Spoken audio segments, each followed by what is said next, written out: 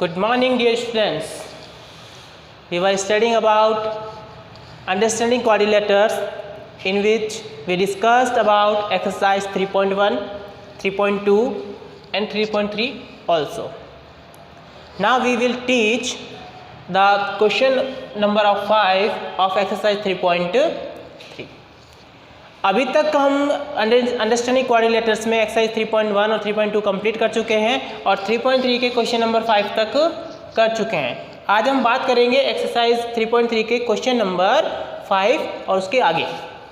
तो देखो question number 5 क्या है हमारे पास, the measures of two adjacent angle of a parallelogram are in the ratio 3:2।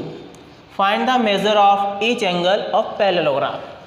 Questions क्या कह रहा है, एक पैरेललोग्राम है, उसके अंदर दो एडजेसेंट एंगल्स का रेशियो कितना दे रखा है 3:2, यानी दो एंगल दे रखे हैं, उनका रेशियो में दे रखा है 3:2 और आपको फाइंड करना है ईच एंगल, यानी कि सारे एंगल्स आपको क्या करने हैं, फाइंड करना है।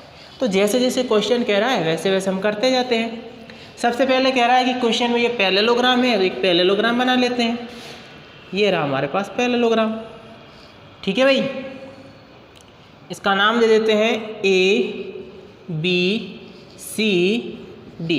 तो सबसे पहले क्वेश्चन में गिवन क्या है, क्वेश्चन में गिवन है ABCD is a parallelogram. ABCD is a parallelogram. आगे क्या कह रहा है, ratio of adjacent angle. Adjacent angle क्या होते हैं, मैंने आपको बताया था two angles have a common side or a common vertex is called adjacent angle। ऐसे एंगल्स जिनमें या तो एक साइड कॉमन होती है या फिर एक वर्टेक्स कॉमन होता है। तो यहाँ पे क्या है हमारे पास, कॉमन आ सकता है साइड। जैसे ये वाली साइड अगर अपन कॉमन लेके चले तो एक एंगल ये हो जाएगा, एक एंगल ये हो जाएगा, तो ये दोनों एंगल्स क्या होंगे, एडजेसेंट होंगे। और इनका रेशियो दे रखा 3:2, यानी कि ये 3 ले हैं तो ये कितना होगा, 2 होगा, ठीक है। लेकिन जब भी कोई वैल्यू रेशियो में दी हुई होती है तो उसके साथ में आपको एक क्या लेना है, वेरिएबल लेना है, यानी कि अपन इसको लिख सकते हैं 3x और 2x। यानी कि रेशियो की वैल्यू सीधी नहीं होती है, उनकी वैल्यू कुछ उसके साथ वेरिएबल लिया जाता है, कुछ उसके साथ मल्टीपल में होता है, इसलिए उनको क्या लिया जाता है, x और कुछ वेरिएबल साथ में लिया हमने। तो इस एंगल का मेजरमेंट हो गया 3x, इस एंगल का मेजरमेंट हो गया 2x। अब मैंने आपको बताया था कि sum of adjacent angle, two adjacent angle is 180 degree. बताया था मैंने आपको, ठीक है। तो यहाँ पे दो एडजेसेंट एंगल है हमारे पास 3x and 2x, then this is 3x plus 2x is equal to 180 degree. 3 plus 2 कितने हो गए, 5x is equal to 180 degree. तो यहाँ पे आपको x की वैल्यू फाइंड करनी है, तो x इक्वल टू कितना हो जाएगा, 180/5, क्योंकि 5 इज इन मल्टीप्लाई में 5 है तो कहाँ जाएगा, डिवाइड में, तो कैंसिल आउट कीजिए, कितना चेंज जाएगा, 3, कितना बच जाएगा भाई, 3, तो 36 डिग्री। x की वैल्यू आपके पास आ गई है 36 डिग्री। आपको किसकी वैल्यू फाइंड करनी है, 3x और 2x। तो 3x इक्वल टू क्या हो जाएगा, 3x equal to 3 × 36 and 2x is equal to 2 × 36। अच्छा, 3 × 36 कितना होगा, 108 डिग्री। 2 × 36 कितना होगा, 72 डिग्री। यानी कि इस एंगल का मेजरमेंट तो आपके पास आ गया 108 डिग्री और इस एंगल का मेजरमेंट आ गया आपके पास 72 डिग्री, ठीक है। अब आपको सारे एंगल चाहिए, तो क्या देखो भाई, angle A equal to 3x है, तो वो तो कितना आ गया, 180 डिग्री। फिर एंगल B कितना हो गया, 2x है, तो कितना हो गया, 72 डिग्री। अब आपको चाहिए एंगल C। एंगल C किसके इक्वल होगा, in parallelogram opposite angles are equal. एक पैरेललोग्राम की प्रॉपर्टी होती है जिसमें ऑपोजिट एंगल्स क्या होते हैं, इक्वल होते हैं। तो सी का ऑपोजिट कौन है, सी का ऑपोजिट है एंगल ए, तो angle A equals to angle C. क्यों, ऑपोजिट एंगल, ऑपोजिट एंगल, तो angle C is also 108 degree. अब कौन बच गया लास्ट में, डी। डी के लिए भी यही प्रॉपर्टी लगेगी, D is equals to B, Y, opposite angles are equal in parallelogram.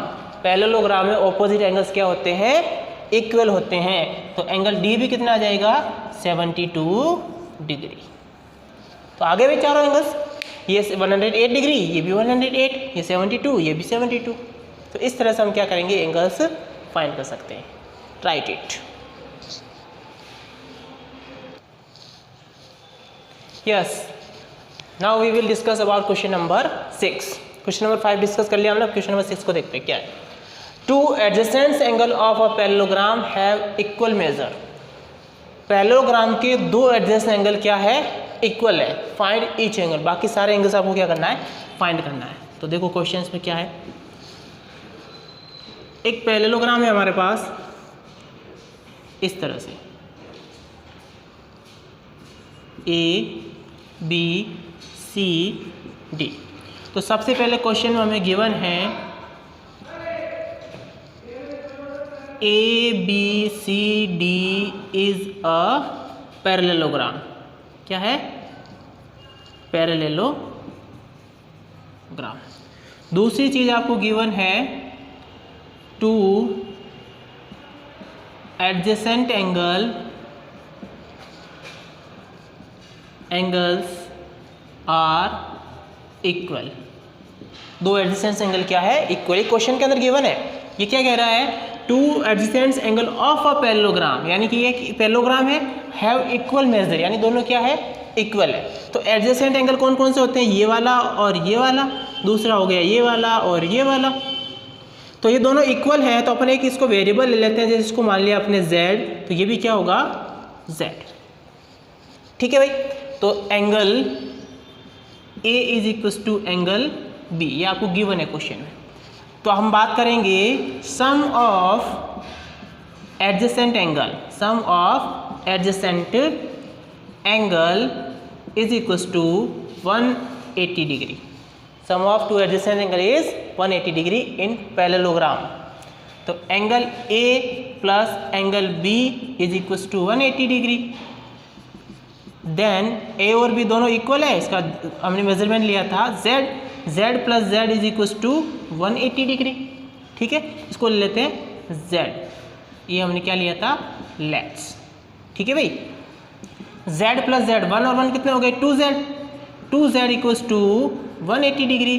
Then Z is equals to कितना हो गया, 180 degree upon 2, it means 90 degree. तो एंगल A हमारे पास आ गया कितना, 90 डिग्री। एंगल B हमारे पास आ गया 90 डिग्री, क्योंकि दोनों इक्वल है। ठीक है, एंगल C कितना होगा और एंगल D कितना होगा, ये बताओ। एंगल C एंगल A का ऑपोजिट है, तो angle C is equal to angle A is equal to 90 degree, because opposite angle. ऐसे कैसे, एंगल D किसके इक्वल होगा, एंगल B के।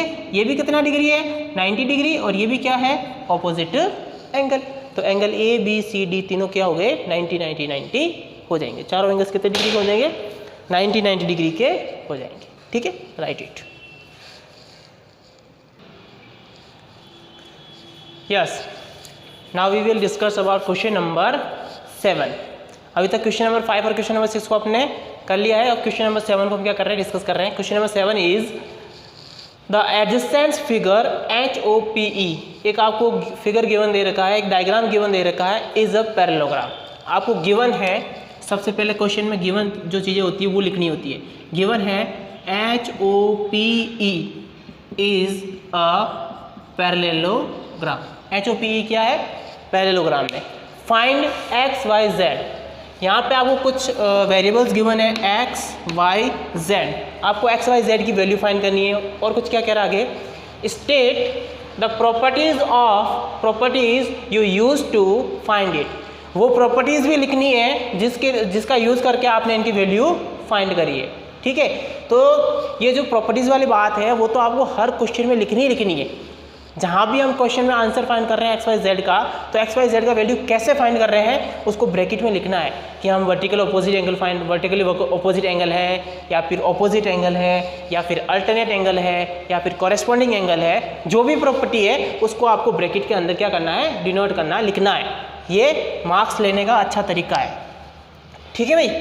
हाँ चलो बात करते हैं, ये HOP एक क्या है, पैरेललोग्राम है। आपको एक्स वाई जेड की वैल्यू फाइंड करनी है।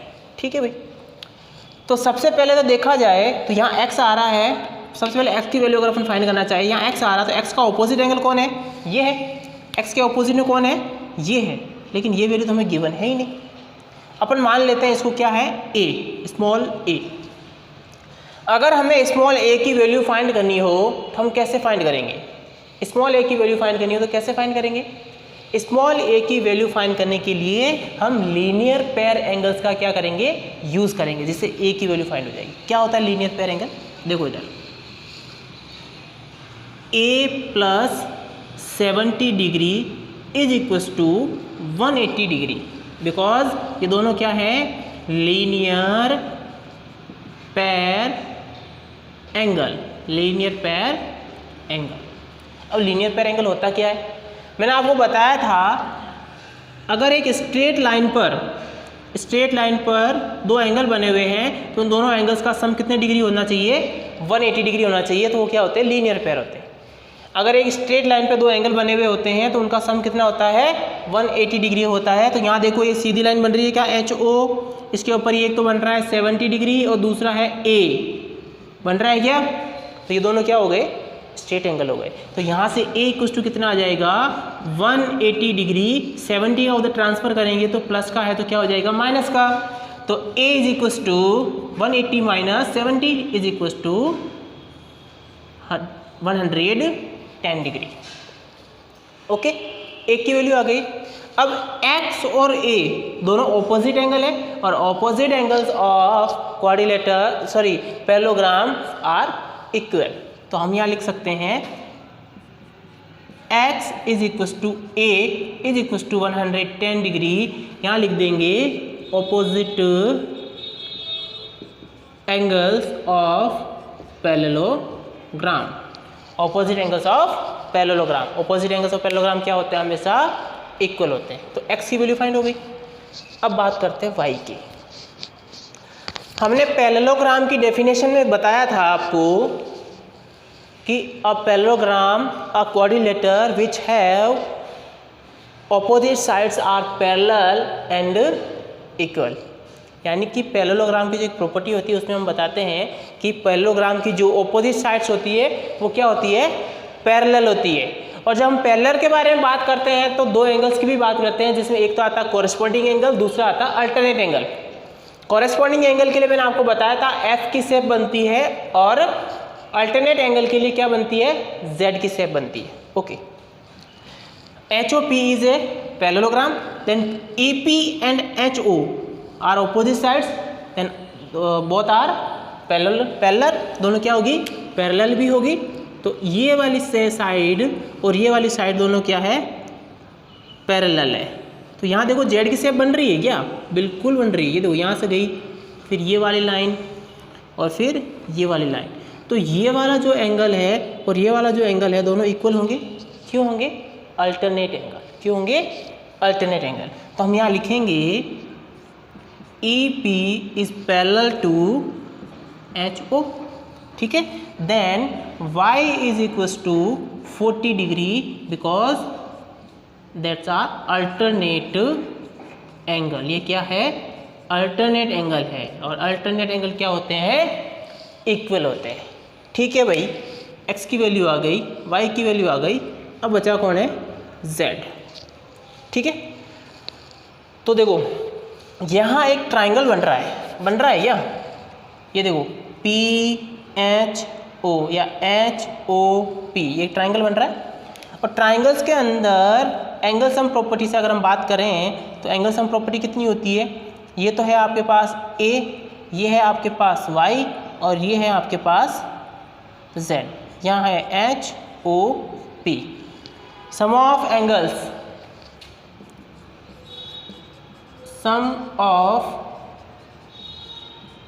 Angles in a triangle is equals to 180 degree.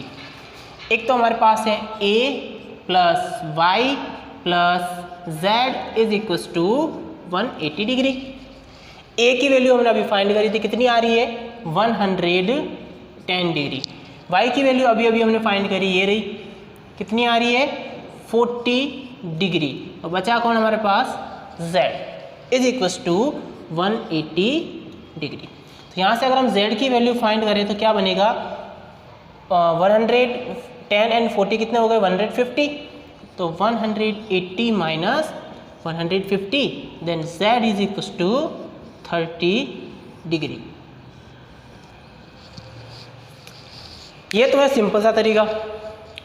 एक तरीका और है Z की वैल्यू फाइंड करने का, एक क्या दो तरीके और हैं, ठीक है। हमने आपको बताया था sum of adjacent angle is 180 degree. तो देखो HE क्या है, कॉमन साइड आ रही है क्या X और इसके बीच में, तो इस पूरे एंगल्स का सम और इस एंगल का सम कितने डिग्री इक्वल होगा 180 डिग्री के। मैं सिंपली बता रहा हूँ आपको, X plus 40 plus Z is equals to 180 degree होगा। क्यों होगा, ये दोनों क्या है एडजेसेंट एंगल है।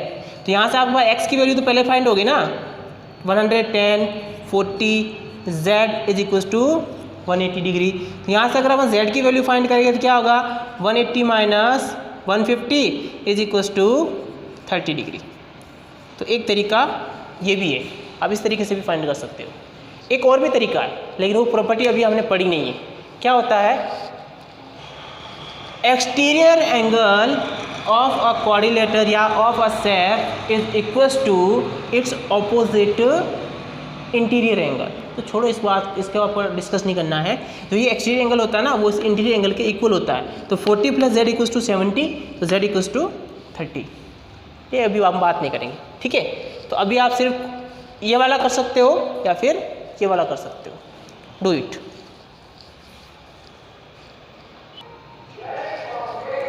Yes, now we will discuss about question number 8।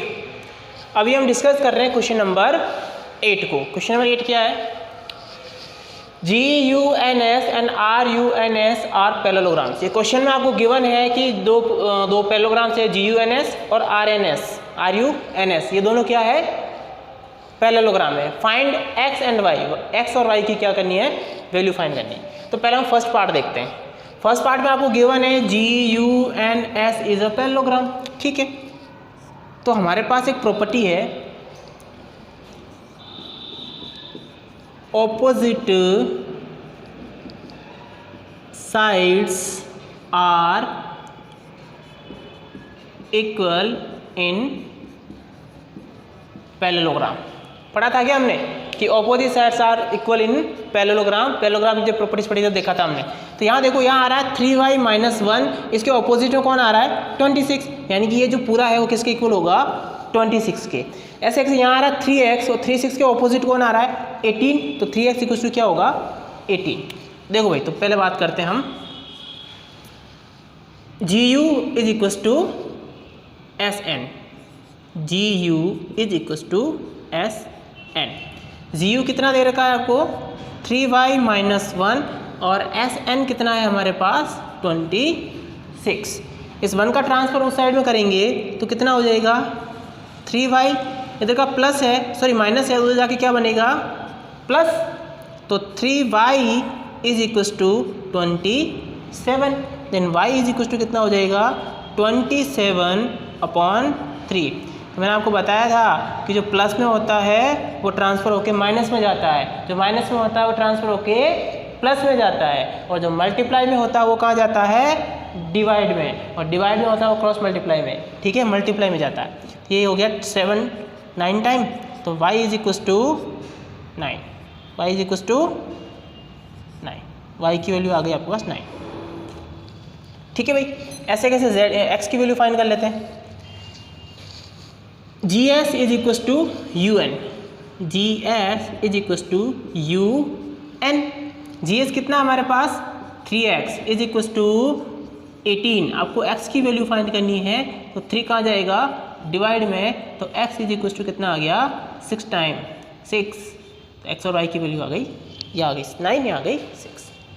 यहाँ पे बात करते हैं, तो ये है साइड्स। तो साइड्स में कुछ नहीं दे रखा है, लेकिन जो वैल्यूज़ दे रखी है वो कहाँ दे रखी है, डायगनल्स के ऊपर दे रखी है। ऑपोजिट साइड्स को जो लाइन कनेक्ट करती है उसे हम क्या बोलते हैं, डायगनल बोलते हैं। जो वैल्यू दे रखी है वो डायगनल्स में दे रखी है। और डायगनल्स की प्रॉपर्टी हमने पढ़ी थी, in a parallelogram diagonals are not equal. Parallelogram में डायगनल्स नहीं इक्वल होते हैं, but bisect each other. Equal नहीं होते हैं लेकिन बाइसेक्ट ईच अदर होते हैं, एक दूसरे को बाइसेक्ट करते हैं। तो देखो यहाँ लिखेंगे डायगनल्स आर बाइसेक्ट, डायगनल सीधा लिख दो ना, diagonal bisect each other, each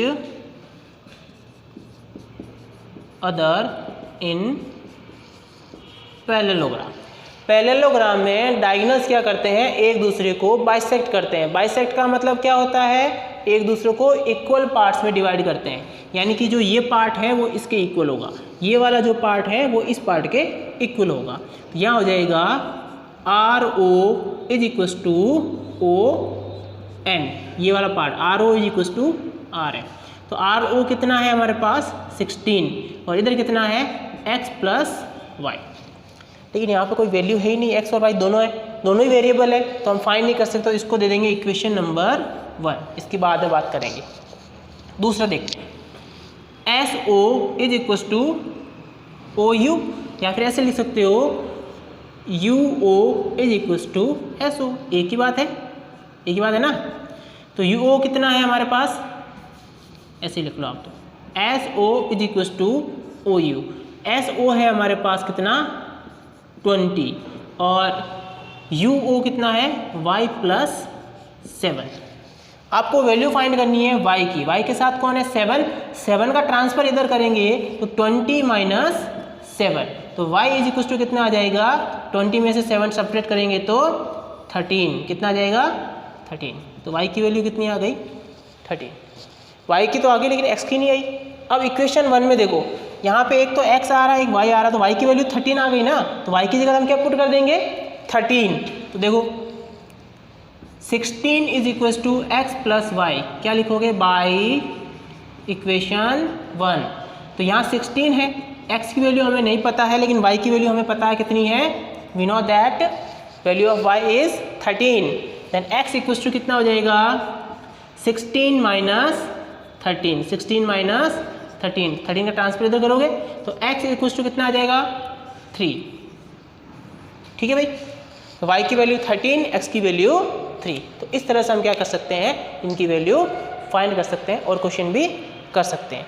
बाकी आगे देखेंगे अपन नेक्स्ट क्लास में।